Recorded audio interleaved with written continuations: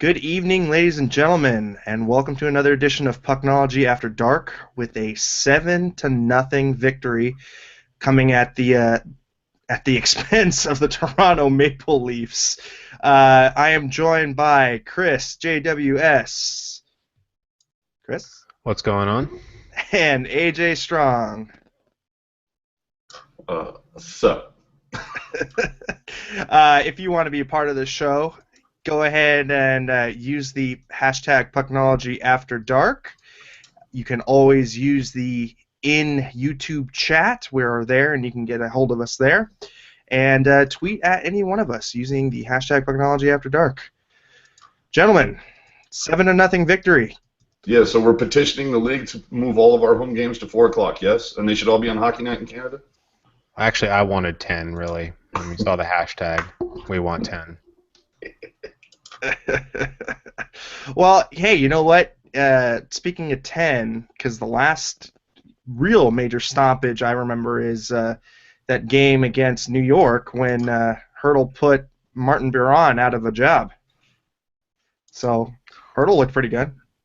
Yeah, I looked it up last time the Sharks won or scored 7 in a game. It was against Boston last December, and prior to that, it was Philly, and then the really big stomp down was against New York. But yeah, it was a good showing, and it was good to see the young guys chipping in. It wasn't just the guys on the top line. Marleau did not have a goal tonight. Yeah, that was kind of gutless. Oh, that line did look pretty good, though. The line with Ward, Nieto, and Marleau. I thought they were creating a lot of chances. I thought that they had a good, strong game. And now with this kind of spread up lineup, you've got Thornton, Marleau, Couture, and Tierney right down the middle. And, Tierney looks like he's got a little bit of his confidence back. And I just think that this is kind of what they envision kind of going forward. Maybe not Marleau being the center and maybe Hertl being the center, but hey, you know what? I'll take it. Well, I loved that line of Thornton centering Burns and Hertl. I really enjoyed watching Thornton and Hertl play together. I like him as a wing, so I hope that DeBoer will stick with this for a little bit instead of just constantly rearranging the deck chairs. That is getting kind of old to me. It's, how are you supposed to gain any type of chemistry or whatever if you keep having a different line mate every single game? So I like that. And I also really like Marleau at center. So I was happy because we looked when Couture first went down and we had Marleau at center for a while. We looked pretty damn good. Right? The Sharks looked pretty damn good. So as soon as I saw that Marleau was back at center, I was like, finally, thank you God. But I love Hertl being back there on top. Yeah, no, I think he just seems to have some kind of chemistry with Thornton, and they kind of read off each other. And you know what? Pabs looks pretty much at home with two natural playmakers feeding him the puck. I mean that behind the back he kind of no-looked Pavelski into that goal right on the doorstep. Just was awesome. That was a sweet pass. I mean, it's hard to determine what was nicer, the way Burns just did his walk through the park for the first goal, or just the way that cycle started between Pavelski, Thornton, and Hertl to lead to Pab's goal for the third tally of the night. Oh, sweet play. So And even the shorty between Wingles and Nieto. I mean, it was a great breakaway, taking advantage of a hellaciously bad line change. Ooh. after the first period, was anyone expecting this kind of game? No, you were hoping that please let them score the first goal and maybe squeak out like a 2-1 victory or something, Yeah, I know, right? I was kind of thinking the same thing. I was like, maybe when Burns scored that first goal, I was like, maybe they can squeak out a 2-1, 2-3, whatever win. But yeah, then they turned out. I mean, they caught a lot of breaks tonight. Like, how many times did Toronto just kind of whiff on the puck or hit off that one off the side of the net that should have been a goal? And then the Sharks pretty much they had a lot of great chances, but they also had a great conversion rate. Like every time they were in front of the net, it seems like they were able to get it in the second and third at least. Well, and let's preface this. Remember, this is Toronto playing on the West Coast, third game in 4 nights. Yeah, I mean, last time they played them though, Toronto gave them a pretty good run for their money last time. I remember. I think they had to come back from like was it a 2-goal, 3-goal deficit? I don't recall off the top of my head. 2-goal deficit, and they had played the night before.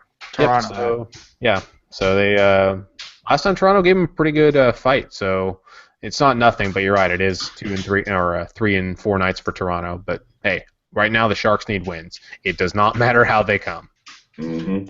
Yeah, well, we were kind of going back and forth a little bit earlier in the week about, just how you actually break this streak up. And I know that Ian had been talking, hey, they gave a great effort against Detroit. And, my whole spiel about that was, yeah, you get the moral victory, but still, that doesn't really count for anything in the standings. It's still another loss. It still piles on. And, it's going to take these guys to collectively will themselves out of it. And, in that second and third period, they did that. They had people step up in key spots. And it had been lacking for the last 5 home games, Well, I would have loved to have heard what the discussion was in the locker room during the first intermission. Well, I think what Ian was saying more along the lines of is they were doing the right things in that game. They didn't win, but they were doing the right things, and that's what you want to see because that's what will eventually break up these bad streaks. Like I would rather if say 3 games happen and they win 1, but all 3 are bad efforts and they won that one on luck, versus 3 games where they lose all 3 but they did play well. I have a much better confidence in their ability to get it going again. So I think that was the takeaway I had from the Red Wings game is they didn't win, but they did the right things. And I was like, if they keep doing that, they're going to start being able to win. Like it's probably going to start breaking their way. They just have to keep on doing the right things, even if you're not getting the right results. Yeah. Well, I did. Still, though, I think granted 7-0, awesome win. Obviously, Jones. Because if you look at the stats, for the most part, a lot of the numbers were even, whether it was hits or face-offs or giveaways, takeaways. A lot of the stuff was even, and clearly they were the better team 5-on-5. To see them go 7-0 and with a shorty, you would assume that at least one of those goals came in off a power play. They had 5 power play opportunities, could not capitalize once, and if I remember correctly, the first 2, I'm not even sure if they got a shot off. They might have gotten one shot on each one, and that was actually 4. Oh, was it? Yeah, 4. Yeah. It didn't. It certainly didn't feel like that. So and the thing I want to point out about that is towards the end of the third period, after I don't know if you guys noticed this, but towards the end of the third period when they finished their last power play that they got, Randy said just moments after it said the Sharks have killed off the penalty. It's like, your power play sucks when the broadcaster couldn't remember that they were actually on the power play and not the penalty kill. And, Randy does that. Randy, let's be honest, I mean, the dude is money. He's badass at what he does. I wouldn't want anybody else to do that. But he has had a couple of brain farts here and there that have been exquisite. Tonight was a pretty good one, but my all-time favorite Randy moment was when Stalock got his first ever shutout, and Randy called it his first ever hat trick. That was awesome. I remember that. I think I actually have a Vine of that somewhere. So Don't hate on our money, okay? Oh no, our money's the shit. Yeah, and we malign their power play a lot, but again, let's remember what we're talking about with percentages here. The best power plays in the league are right around 25%. The Sharks are 21% overall. So they went 0 for tonight, but that's easily fixed, overall, big picture. And also they didn't allow power play goals on the other side. If you can, as long as you're breaking even in there, you're okay. Yeah.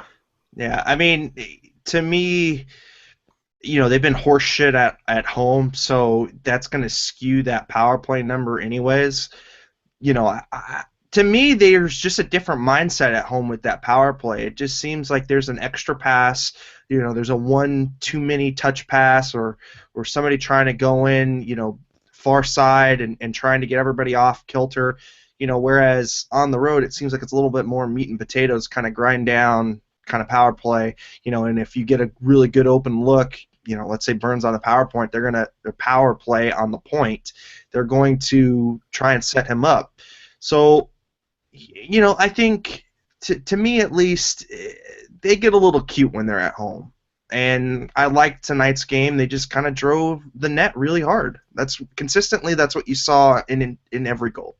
Yeah. Well, and speaking of Twitter, can we just talk about a quick tweet and speaking of Randy, somebody earlier tonight asked him, "Do you and Drew Remendez still talk? Are you still friends?" And he retweeted that with the response, "He's dead to me." I mean, clearly a joke. I hope nobody, took that other than what was, to me, a very obvious joke. I'm sure that they both miss doing the broadcast together as much as we miss hearing them, but I just got a huge kick out of that. And with any luck, we'll see Drew at the tank next Thursday when Edmonton's in town. The last time I went to see Edmonton here, ran into Drew just walking around the mezzanine. I mean, really not a nicer guy, so hopefully he does that again. That was really awesome. It would be really nice if they allowed him on did a little something with him on one of the broadcasts, whether it was radio or TV, but I'm sure, yeah, I'm sure the COO he'll be with the working kibosh on that. He'll be working on the other end, so I doubt they would. Yeah, probably, and Hasso's got that shit on lockdown anyways. He doesn't want to hear that guy's voice, so... I mean, just overall, I think I saw... Because if I ran into Drew, my first question would be like, "Did you bring the truth with you?" He keeps it real. He does keep it real. And, I find it kind of funny that Jamie Baker has had very few home games up in the stands with Randy. It seems like Randy always keeps Jamie at arm's length. It's kind of funny. Well, actually, when Brody Brazil was on the first time last year, we asked him about that, and he said that was actually one of the things that they wanted to do more often. But I guess Drew actually did prefer to be up in the booth. Like, he didn't mind being down there sometimes, but he liked kind of a mix of the two. Whereas Jamie, is more of a, "You want me to be down there? Okay, I'll be down there." So. Yeah, because I've seen Jamie work from the bench. I've seen him work from behind the net, where the Sharks shoot twice. So, he's all over the place. The thing that I do get a little bit impressed with, though, is that when Randy and Drew were doing it together up in the box, that was clearly like, if you're obviously able to deal with not having to talk over each other when you're able to be right next to each other, maybe nudge something, or maybe you could write down a little note or something. So AJ, I'm gonna let you finish, but but the fact that Baker is down behind the glass, I'm actually pretty impressed that they don't step on each other more often. I think they do a really good job with that. Yeah, I agree. It's pretty hard, especially when you've got the action kind of in front of you and you're trying to listen to what Randy's saying and then play off that. It is an art form, and Jamie has definitely gotten better in his last year. Mm-hmm. I think we've definitely seen him improve. Kind of like Dave Mealy. A lot of people didn't like Dave Mealy when he started off on color. Yeah, I still don't. I'm not a big fan. I like his voice from a radio. I like him better than Hedeken, but I'm not a big fan. Yeah. But let's not turn this into a bitch session about a jerk-off session for Remender and about Hedeken, but... Yeah, well, speaking of Hedeken and defensemen, let's see, there you go. What a phenomenal segue. I want to talk about Justin Braun and the game that he had tonight. +5? +5 with 3 assists, and that is a career high for him, career game high. Sorry. And didn't the defense as a whole tie a franchise record tonight with 8 points? I don't remember seeing that stat, but Chris did. I thought I saw somebody had tweeted that out, so that was in fact, it was our friend Slushy Jake. 8 points today, 1 goal, 7 assists. Ties team single game record. The last time they did it was 2009 against, of all people, the Wings. Interesting. And other stat also, I'm sure you guys saw during the broadcast, but Burns, I believe now, has 19 goals in the season and is 7 away from 17. 17 on the season. So 9 away from from Yeah. Oza Lynch. 9 away from the record for single season, so he's probably going to get that. You And have to, especially with the way he's been going. He owns number 2, number 3, and then Dan Boyle's number 4 and 5. Hashtag bring back Boyle. There you go, Gentry. Well, and hashtag put Burns at forward. I think the other year was his year at forward, wasn't it? His number 4 spot there. It wouldn't shock me. So he had the number 2-3, and the 3 spot was his last year because he had a pretty decent year last year, and then his number 5 spot was his hybrid year. I'm not sure, but yeah, it was looking pretty good. I mean, defensively, he's still kind of a train wreck, but if you're outputting more than you're on against, I can live with that. And he wasn't on for any against tonight, so you know what? The Burns giveth, the Burns taketh away. Pretty much. And don't take it away tonight. And were we all just a scotch nervous when we found out that Scott Hannon was in the building? Like, you just were like, oh shit, that's a dark cloud right there. But no, going back to Burns, that goal that he had tonight, that was a power forwards kind of goal. That was something that like Owen Nolan would have done back in his heyday. That was and getting it low. How many times have we seen it where the Sharks skate over the blue line, hit the brakes, throw it back up to the blue line, they get one low percentage shot off, half the time it's blocked, and now it's going the other way. So it was really nice to see Burns just take it deep. It was almost kind of like he was looking at the forwards going, you guys aren't doing it, I'm doing it. Forget it. Yeah, it was one of those Burns wild man moments that worked out well. So I just looked it up real quick. His best year he's had as a Shark was actually his year at forward with 22 goals. This year he has 17, tying last year with 17. So he's definitely going to have more than last year, probably going to have more than his year at forward. I mean, he's also playing way more minutes. But yeah. And I do love the headline from Sportsnet. Their Twitter feed just tweeted out, the Toronto Maple Leafs got smoked by the San Jose Sharks. I mean, smoked. But can we just get off topic for a second, boys? Because I do think I feel we would be remiss if we did not address the pink elephant in the room, which is the NHL is changing their All-Star voting format next season. Oh, really? And I think we Shocking. all know why. Because they didn't want Patrick Sharp. Oh wait, no, they wanted him in there. He forced his way in, if you will. You mean they didn't want the captain, the legend, the beast, John Scott, as the captain of the shit division? Oh wait. Hey man, dude, how fitting is that, really? Don't be so mean to what Rocket refers to as #legend.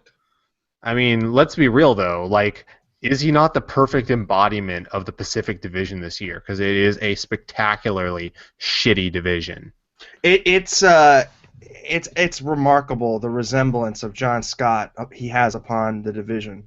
It's just uncanny. #legend. Yeah, no, I mean, hey, look, if it were me, I'd probably say let's do a paper ballot in each stadium, right? Have the fans get a fistful of paper ballots and do it like they do it in the MLB.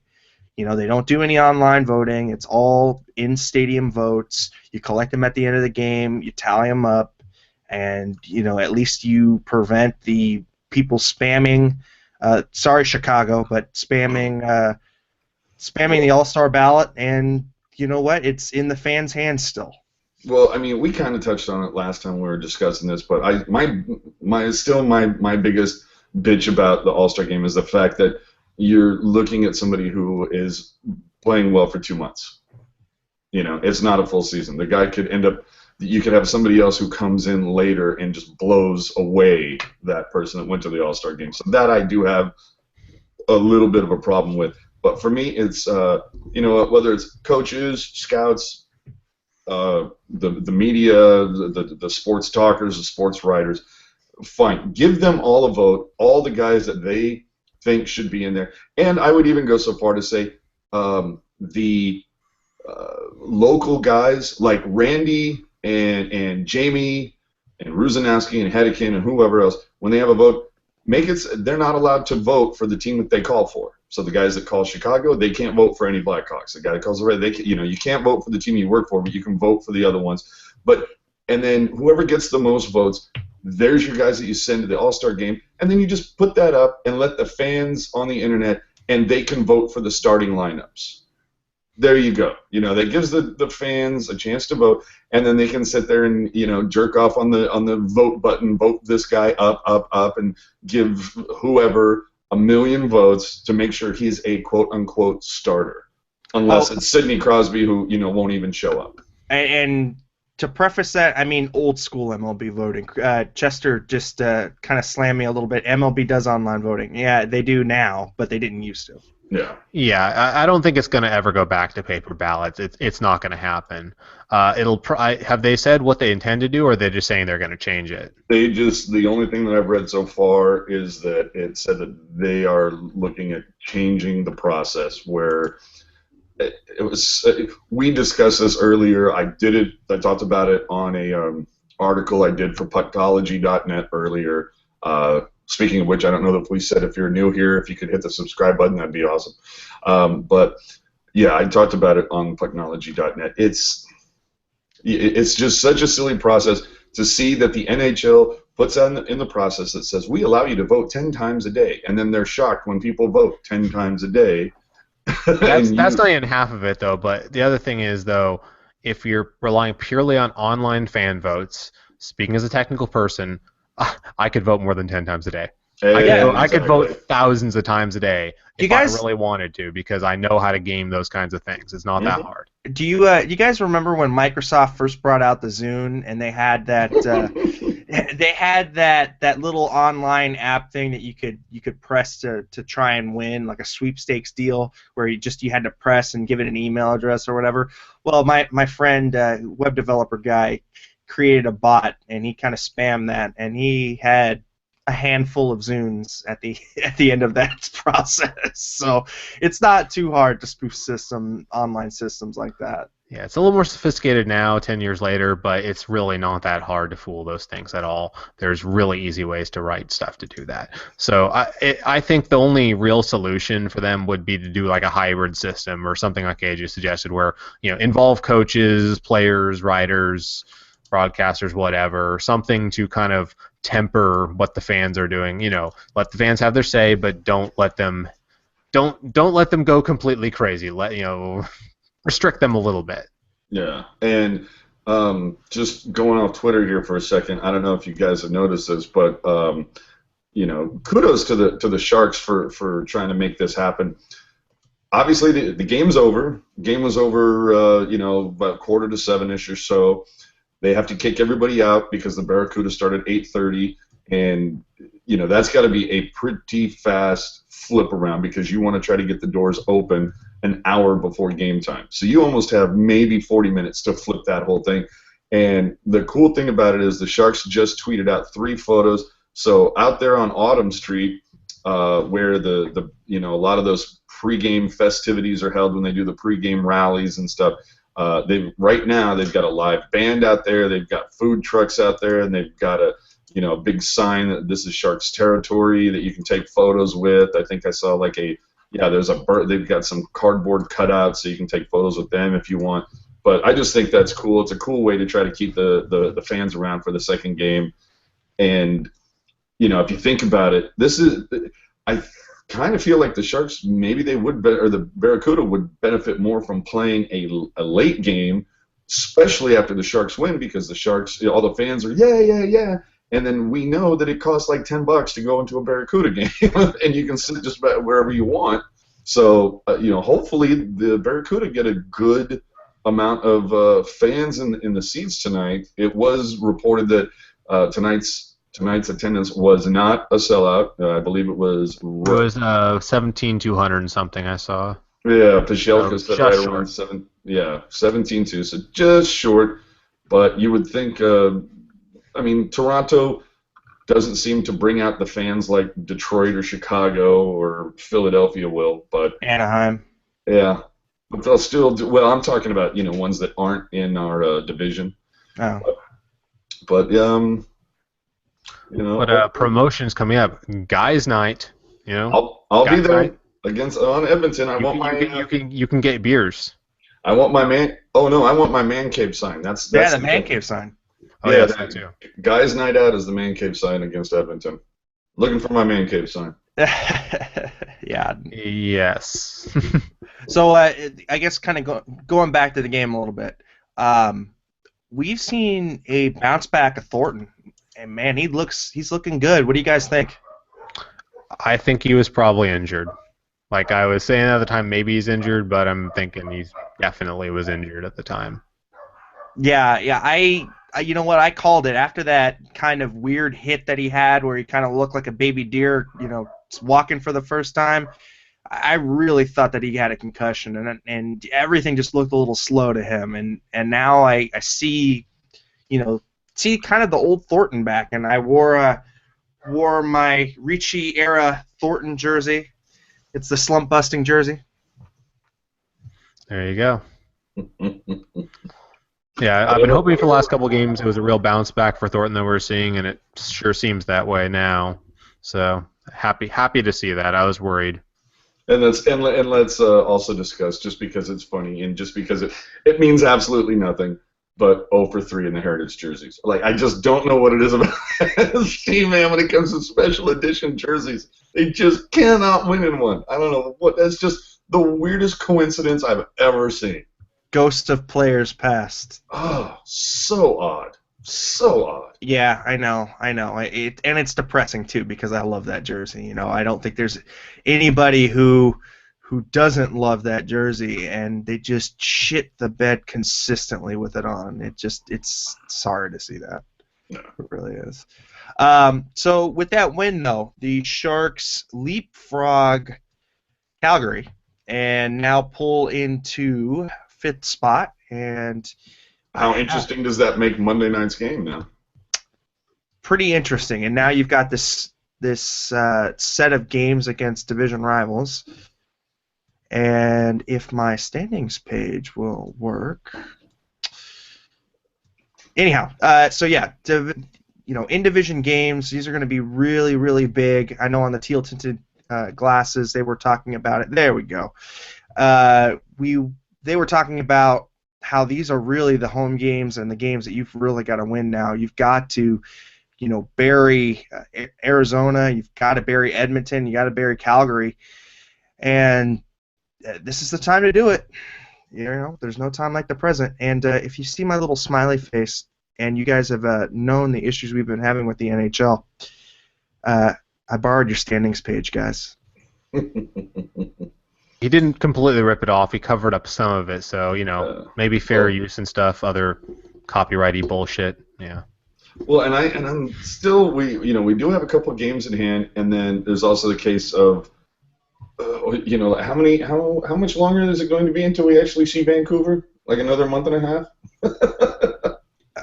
Yeah. End of February. Yeah, end of February. So, it's just crazy that standings, and crazy how few games we've played. I mean, we've got games in hand on everybody, and that's just crazy. Normally, it's the Sharks who, had outplayed everybody else at this point of the season last year. It's just, I do not understand the schedule makers' crazy thinking, but hey, you know what? We've been saying that for how many years now? Yeah. Well, speaking of that, I looked at the Warriors game was on last night, and they showed like what their schedule is looking like, and they have a road trip coming up. And you look at it, and it's like they play like Cleveland, then Chicago, then so it was somebody else. But it like travel-wise, it's like one of the easiest road trips I've ever seen. Like I don't think any flight that they're on between cities once they get out there is like more than 40-minute flight. I mean, it's ridiculous, and it's like, how can we get the NBA schedulers get their act together to do the NHL? That would be very cool. Kevin Kerr is just tweeting out from Peter DeBoer after the game on Brent Burns' goal, saying, "We were almost in that waiting for something to go wrong mindset, and Burns just said fuck it and took the puck." Exact quote. Well, screw it, but this is after dark, so we gotta darken it up. But I love that idea where it's like, it is Brent Burns. Who else on the team is going to go, fuck it, I'm taking this, man? And which is, I think that's kind of what I said earlier at the beginning of the broadcast. Yeah, no, it was really who was going to have the balls to step up and really make a play. And like I said before, we finally saw it. And it just, I don't know if it was just the fact that they were so pissed off after that Detroit game. I mean, you saw Jumbo just wailing on a fourth liner, and he doesn't do that. He normally picks his targets pretty well. But yeah, it's usually Getzloff to start a playoff series, right? Yeah. But you just haven't seen that. You hadn't seen that fight from these guys, and I think you finally saw it. And I just hope that this helps bring some momentum at home. Unfortunately, they're going to go out on the road, but maybe there's some good vibes. And they finally kind of got that monkey off their back. But they still have to have a 6-game winning streak, at home to just break 500. So. They've got to really pull it together and win a string of games here because they've got these games in hand, but they've got to cash in on them. Speaking of which, Arizona is beating Nashville 1-0 right now, and that's in the second period. And you've got Tampa Bay beating Vancouver 1-0 in the first period. So, if the Tampa Bay Lightning can hold on, definitely gives us an edge on Vancouver because then we'll still have 2 games in hand on them. Actually, it might even be 3 games in hand on them, and we'll just be a point behind. Versus Arizona, unfortunately, is 4 points up on us, and they have just 1 game in hand. It'll be 2 games in hand after tonight's game, but if they win, of course, they'll be up 6 points. So, the topsy-turvy Pacific Division, man, you just can't make up any ground, and it's crazy. It's crazy that Arizona's still hanging around. We finally see Anaheim get their heads out of their asses and in a playoff spot, barely, but they're there. Well, I wouldn't call either of those guys hanging around, though, because they're 18th and 22nd, respectively, in the league. So. Well, I mean, they're hanging around. They're hanging around in the division, yeah. But it's because there is no one else who's actually stepping up at this point, which is the thing for the Sharks is there's an opportunity there if they were feeling like stepping it up at some point.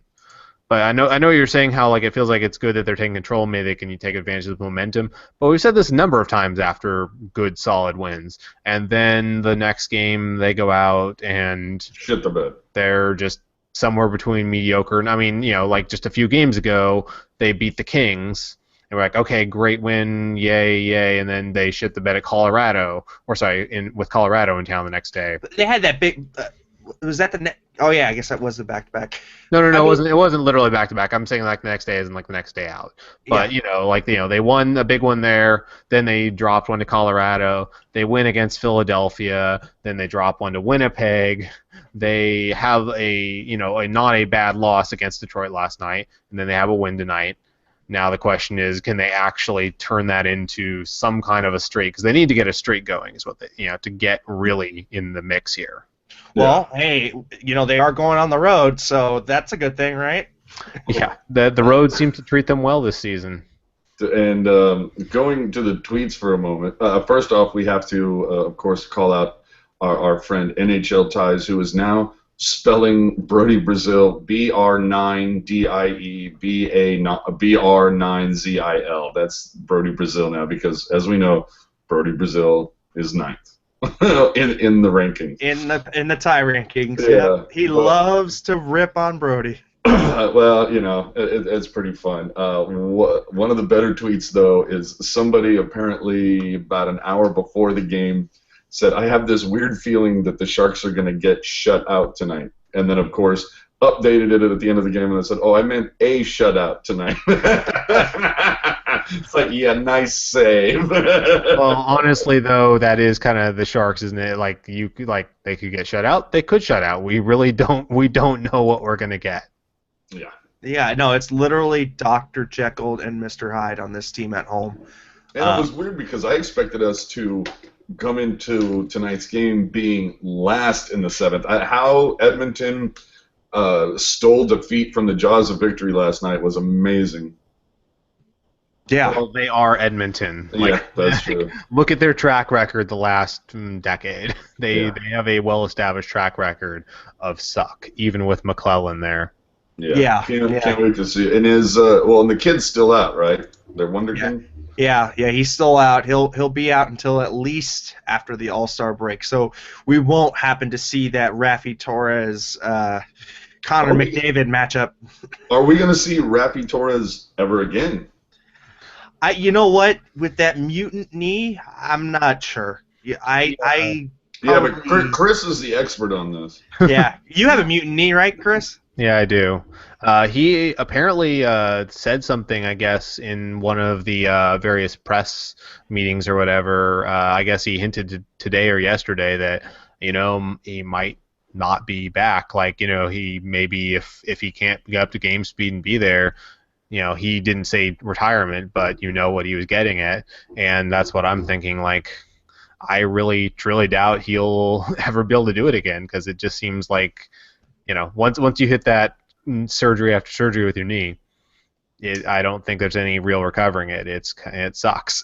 I'm there, so. Yeah, well, so it would do the Sharks a solid if he retired, within the season, or at least gets put on LTIR for the rest of the season and give the Sharks some cap room. I think if that's a serious thing, and I'm sure they're already having that discussion with him. Like, if this is what it needs to be, talk about timing and all that. So I'm sure they're having those discussions. It is that time on the show where we take the one question per show from Slushy Jake. He only gets one per show, and tonight's question is: who was a bigger playoff hero, Larionov in the '94 playoffs or Marleau in the '04 playoffs? I will start with you, Chris. May, could you guys start first? Because I just want to call you guys ignorant sluts. Oh, okay. I'm going to go with neither. I'm going to go with Jeremy Roenick in the playoff series against Calgary. Just to be that guy. The playoff series versus Calgary, Jeremy Roenick, Game 7. Dropping the mic. 4 points there, if I recall. Huh? I believe those 4 points, right? I believe so. It's pretty funny that you pick the guy that normally calls out Patrick Marleau. I applaud you on that one. Thank you. I think that wasn't on purpose. I love Igor. I think my love for Igor is known. So I'm gonna pick Igor. He's my man. Goldobin's agent as well. Yes, AJ and Eric, you ignorant sluts. Clearly, it was Patrick Marleau in 2004. I don't really have any reasons off the top of my head to back up my case, but clearly that was the case, and you guys. you were just gonna pick the opposite. Yeah. Yeah, I know. That's exactly it. Like, you guys are both wrong. That's all it is. So, talking about playoff heroes and heroes in general, what do you guys think about them pulling this off on Mike Ricci night? Any impact because it's Mike Ricci? Oh, I don't know about that. Who knows? I mean, it was fun to see that cycle for the third goal. How the cycle led to the third goal. Which, as soon as I saw them setting that up, I'm like, oh my god, that's very reminiscent of Ricci, Scott Thornton, and Nicklas Sundstrom. Kind of funny that it happens on a Ricci night, but weird things have always happened when Ricci has been involved in certain things. That's no lie. Well, it's like we all remember. Like, I don't know if Ricci had ever had a hat trick with the Sharks, and then the night when it's fan appreciation night and the giveaway item is a hat, and then he throws down a hat trick, and you've never seen fans faster to give away a cheap-ass hat than right then and there. And the ice, there were like 20,000 hats on the ice. Took them like 20 minutes to clean that up. It was just really cool, and it was awesome. He talked a little bit pregame, talked during the intermission. Just a hell of a nice guy. Met him at the bowling thing earlier in the season. Just cool dude, man. Nice. He's awesome. He really is. He's that down-to-earth, lunch pail kind of hockey player that you wish the Sharks had more of. I love Ricci, and I'm glad that they pulled it out for him tonight. Because another alumni night and another loss that would have been really crappy. Yeah. Yeah, I'm kind of like I think it's just kind of more coincidence than anything because I mean, like you said, there's been a lot of alumni nights where they've just laid an egg. I think it's more just this was one of the nights they showed up. Like this team is as JJ said, Jekyll and Hyde. So I would like to think they did it for him, but I think it's more it was their night. It was they flipped tonight and it was heads and they said okay let's go and do it. So quick question from Rocket. She asks, why did Bernier not get pulled? You guys, I was wondering that myself, but I do have a theory. Babcock he's an odd motherfucker. At that point, I don't even know. I think it's just kind of even Babcock. I think had to have been like 3 and 4 nights. Just it got to a point where I think it's like he probably thought about it after the third goal in the second period, and then maybe he was just kind of like, well, I want to see how the team responds because remember, this is Babcock's first season with the Leafs, so maybe he's trying to see how they respond in different situations. But once the fourth one was, I mean, that game was so out of hand. It's just kind of like, what is the point unless we're trying to give our backups? I can't even. But Chris, go ahead and the Canucks have apparently tied their game. Chris, Fuckers. Chris, go ahead, and then we'll get. I thought as far as Bernier, I mean. I think it was probably more a message to the rest of the team. I don't think he was at fault generally. Like I think a lot of those goals had more to do with the team around him. Like I think, it's like one of those nights we've seen those nights with Martin Jones before, where like he does, they usually do pull him anyways. But there have been those nights where it's like it's just bad defense, bad everything in front of him, and it's a lot of those goals you just can't help. So that's what I thought. Well, I was going to say you've brought this up before. There was a previous Sharks game where it was God. I wish I could remember it. I'm sure you probably will, but you had essentially said the same thing with the Sharks that it was like, why didn't they pull Niemi? Why didn't they pull him? And it was like, well, it wasn't Niemi. It wasn't on Niemi. It was on the team in front of him, either getting in his way, making stupid. I mean, we can go back to the shorthanded goal, just a lazy change that leads to that. That's not on the goaltender. That's on the players. So why replace the goaltender when it's not his fault?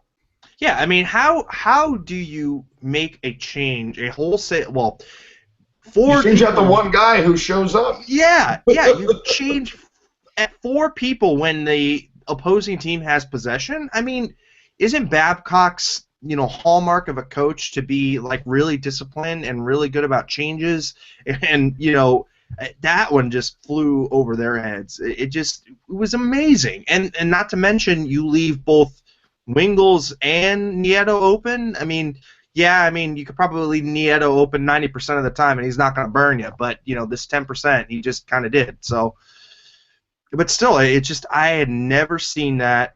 And I could not believe that happened from a Mike Babcock coach team. It was just last time we saw them also, they were a lot more disciplined. I mean, it might be the 3 and 4 nights that's a big part of it. Because, last time I think I was commenting on how, they were good about tying up sticks. They were back checking like crazy. They're doing a lot of the right things when the Sharks beat them last time. And yeah, tonight they were a lot more sloppy. So. They just put it on the go ahead. You can cover it, Landy, on the chat. Yeah, Kevin Kerr's retweeted something from Elliot Friedman, Elliot Friedman. He said 40 minutes ago, Babcock didn't pull Bernier because A, no momentum change at 5-0, and B, Reimer's injuries. So, and then told McKenzie that we hung Bernier out to dry, and that's exactly what we had just said. He was the one guy who showed up tonight. Yeah.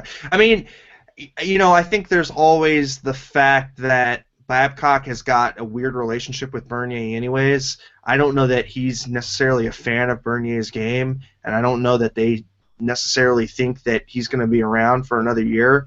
So, how fast before Toronto works out a deal with the Red Wings to get Howard? Yeah, no kidding. Howard.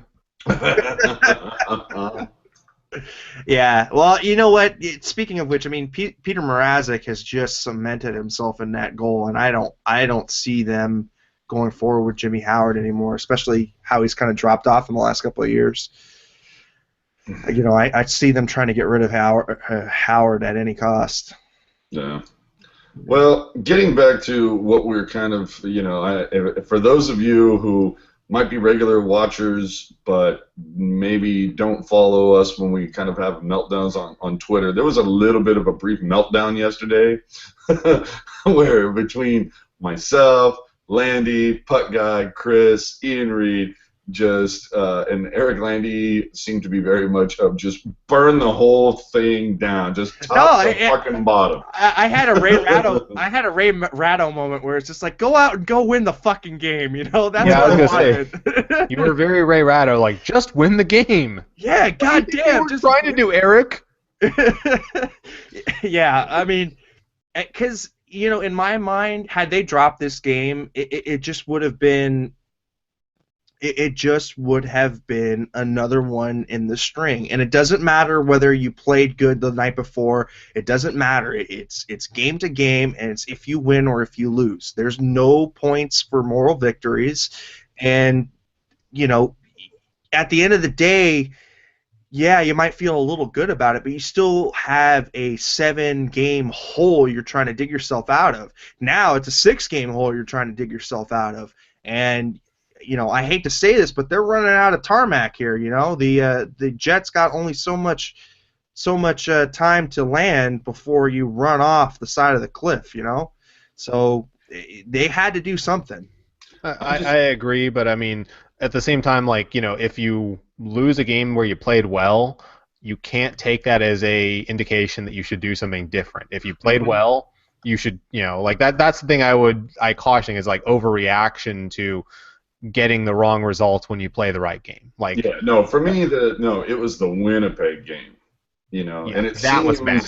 Yeah, it seems like you get that. And now, granted, no team. Show me the hockey team that has gone 82-0. But I'd rather see a loss like they had against Detroit versus the loss like they had in Winnipeg. I mean, at least there was some effort there. You're going to get puck luck once in a while, but against the Jets, that was completely unacceptable. And then the fact that your coach comes out, laid an egg, they were soft. I don't have an explanation. That also like makes me a little like, well, who the hell's driving this ship if you don't have an explanation for this? It's like, isn't it your job to prepare these guys? Isn't it? And these guys obviously have to go out there and execute what the game plan is, and he can prepare them 20 ways from Sunday. If they don't go out there and execute and play to the way they should be able to play, then that's clearly on the players. And maybe that's the key that we need to talk about, because as we had discussed yesterday, if you want to do wholesale changes or whatnot, that it's like, well, it's this damn core. We keep changing coaches, but we don't really change the core players. That they're the ones that need to go. And every one of the core players, Thornton, Marlowe, Pavelski, Burns, Vlasic, they all have some sort of, whether it's a no move or a no trade. Wilson has given away all these damn NMCs and NTCs, and when you look at LA a season ago, they had one guy that had a no-move clause. And unfortunately, Wilson just loves handing those out. I'm sure to get some sort of small fractional discount from a player. And as we've seen, it's not about fractional discounts, it's about terms. Well, yeah. That too, but it's not working. He keeps doing that, and it's not working. Why would you handcuff yourself in this regard? Let's get back to the whole Walsh way of thinking, where better to get rid of the player a year too early than a year too late. But you're talking about a team where it's worked out having these like 10-year deals or 9-year or 7-year deals in the Kings, but there have been a lot of other teams that have been burned by those long-term deals. They've been burned by those. I'm not talking about long terms. That's care. Like you do a no move clause or you do a longer term deal. Like that's usually what the trade off is. That's why they're able to not do those long term deals. So you handcuff yourself either way. Right. But I would rather do a longer deal instead of giving out the no move, no trade clauses, because all it does is handcuff him. Look at where he is right now. But both handcuff you. Yeah. Just because it hasn't handcuffed the Kings doesn't mean we've seen a lot of other teams. Okay, but the situation being, though, is that if you have a couple of years longer on the deal, but you have a no move, at least if you're going to move the guy, yeah, he might have a couple of years longer, but Wilson isn't confined to only being able to deal with 6 teams. He can deal with all the other teams. I just, you know, have that flexibility. But you have to find a team willing to take on the money in late years of a deal of a player. You know, like it's still not easy. It's going to be the same difference, though. It's like you've got 29 teams to dance with instead of just 6 teams to dance with. I think it's one or the other, right? You can't have both. 29 teams are not going to want to take on year 7, 8, and 9 of a bad deal. There's only going to be maybe a few teams willing to do that. Yeah, look at Mike, because you're giving the player most of the power in that situation. Because the player can basically fuck the GM, but it's it's not like the player, his agent is stupid. He can go, talking about wanting to be moved. It's kind of like, okay, here's the 6 teams that you say that you're willing to make a move to, and that agent takes the 6 teams that he is most confident in. Do not want that particular player. Like, they already have too many of those. We already have 6 Marlows. We don't need a 7th. Well, they're not going to do that, though. They're not going to do it just to say we don't want to be traded. Like, they have to act in the player's best interest. And if it's the player's, often if a GM doesn't want a player, it's in the player's best interest to give teams they think they could succeed on. Because everyone says Marlowe just gave like that list of teams to spite Doug. I think maybe he felt those were the best fits for him. Like I don't know. And you've also got to factor in the family too, right? I mean, what the family wants, and yep. And that he's got ties here, deep ties. His kids are from here, his wife's from here, so I think that's why you see that. But I'm in total agreement with Chris here. It's either you get the no move clause or you get the 2 or 3 extra years. You look at L.A. Look how bad they got burned by that Mike Richards deal. And they didn't make that deal, but they sure as hell traded for it. And they traded. They traded for Mike Richards. They knew the risk. They were able to trade for him because he had no move. But now they have to eat salary, because of his issues. So, just sometimes it seems like it's 6 of one, half a dozen of the other. Yeah, I mean, I get why you're annoyed with that, AJ, but I think again, it's just there's different ways you can burn yourself, and we've seen other teams do this enough, where they get their hands tied with a really bad deal that straps their cap. Well, maybe that was more. They have to beg somebody to take that guy off their hands by packaging prospects or picks or something, and just saying, "Please, just take this off our hands." And it was more along the lines of, and that can cripple you for a longer time. Is that Wilson continues to keep doing this, and it hasn't been working? So maybe it is time to try going the other way with it. The other thing, though, is I don't think we've seen Wilson be really strong with his no move clauses, right? Because you can certainly alienate a player. Let's say a Joe Thornton, for instance, scratch him and continually scratch him until he wants out. And that's how you get past the no-move clause. You just don't play him. Okay. And I don't think any of them earned that status, though. I mean, you have to really be dogging it for a GM to go that far. Or if GM is that dickish to a player who hasn't really deserved that, that's not going to do good for that GM's rep when he's dealing with future free agents or anything like that. So you got to keep in mind reputation too, because you don't want to have a reputation as someone who's going to be that kind of a dick. Like you can be a dick to someone if a player isn't showing up, and I don't know. I'm trying to think of a good example of players kind of showing up. Vinny LeCavalier. Oh, there you go. I'm thinking of there was a Raiders player, Jerry Porter, back 10 years ago. Oh, I remember that. Who this made me laugh because I hate the Raiders. But I guess during practice he'd catch a pass and he'd punt it out into the parking lot and make them get a new ball every single time, just because he wanted out that badly. If you have a player doing that, yeah, you tell him fuck you. We're just not going to play you. I don't care how good you are. I'm not going to deal with you. And even when Thornton says shut your mouth, Thug, that's still not earning the fuck you, you're just in the press box forever. I don't think it's earned that kind of doghouse. This just in, the Barracuda tweeting out a photo of Navi signing the bobblehead Navies tonight at the Barracuda game. So go ahead and get yourself a Navi bobblehead of Navi playing of Navi in a jersey that he never played in. You go get that, man. Is it Barracuda Nabby? Yep, it's Barracuda Navi. Oh, hey, Eric, do you have that hellaciously funny photo that that was tweeted out earlier? Because damn, that is a good goddamn photo. You're gonna have to remind me of which photo we're talking about. He just put it in the chat here, so Okay.